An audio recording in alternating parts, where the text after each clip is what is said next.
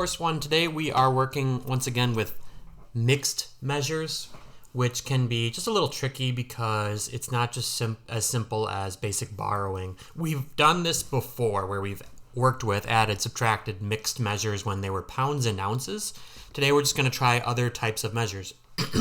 So in example 1, an example of a mixed measure is 1 hour 50 minutes because we're both measuring in hours and minutes. Why do we do that? Because once you get to 60 minutes, it becomes hours, right?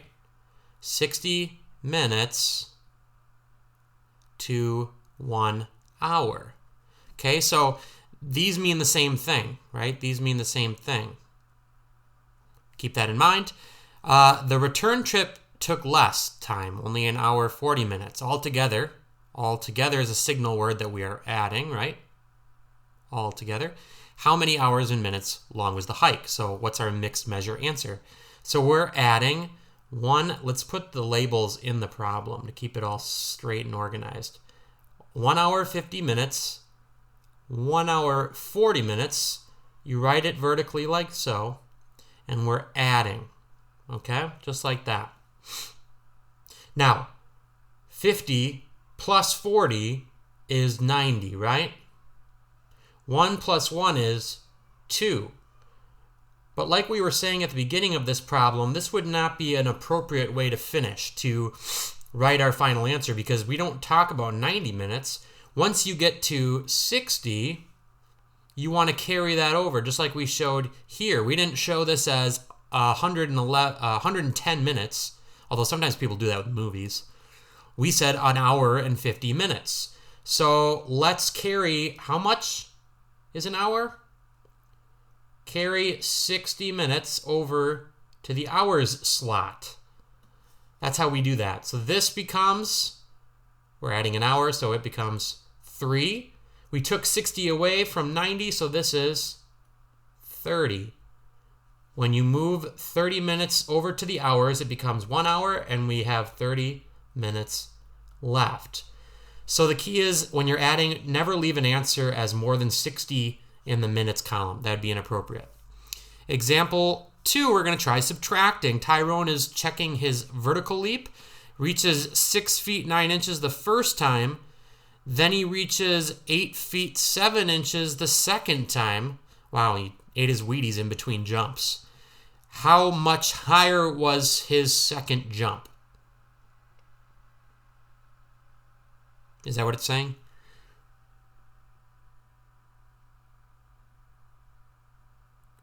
Oh, I see what he did. He didn't even jump the first time. He just reaches up and draws a line at 6 feet 9 inches. So here's the ground. This is as high as he can reach. 6 feet and 9 inches. Then he jumps and reaches 8 feet 7 inches. That makes more sense. See how that difference in measures signaled to me that something was wrong? And it was. He wasn't jumping the first time, and they're not looking for, well, they are looking for subtraction, but it's because he didn't jump and then he did. So how high is the jump, right?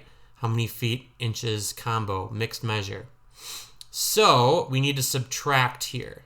We need to take away 7 inches and 9 inches, 8 feet and 6 feet. First of all, what's the ratio? Inches to feet? Feet are bigger. In 1 foot, how many inches? Your ruler has 12 of them. Now notice, we've got a borrowing issue right at the beginning here. We can't take 9 away from 7, so we need to rename this. And this is why this gets a little trickier, because normally we would just turn this into 17, right? Please do not do that, or you haven't learned anything today. If it's a new lesson, if we're in lesson 113, then you're probably doing something more than just what you've always done. And that would just be doing what you've always done. Instead, we rename feet and we carry over how many inches. Well, if I took 1 foot away, that's worth 12 inches, right? This remind you of when we did pounds and ounces? Now we're adding 12 inches because we're adding a foot to what was already 7 inches, totaling 19 inches, okay? Remember, we were taking away 9 inches. What do you get? 10 inches. You with me? Then we have the 7. Take away the 6. 1 foot. So it's 1 foot, 10 inches. That's a 10. All right. Let's try multiplying by powers of 10, because why not? It's not very related, but sometimes the book's weird like that. They'll just have us do other things because they determined that wasn't enough for one day. Example 3. Before we get too far into example 3, if I had a mixed number like this, a decimal, and I multiplied it by 100, did you know you don't have to type that in a calculator? And you don't even have to set it up vertically. It's as simple as counting the zeros and then moving the decimal right that many times if it's multiply, left that many times if it's divide, right? Because this would mean getting smaller.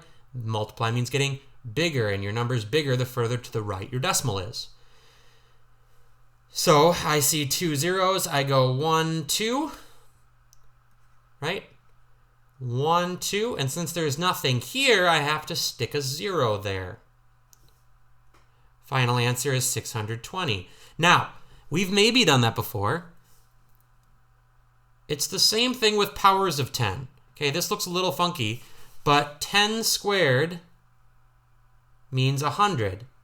See, when you have a power of 10, that means, powers are the exponents.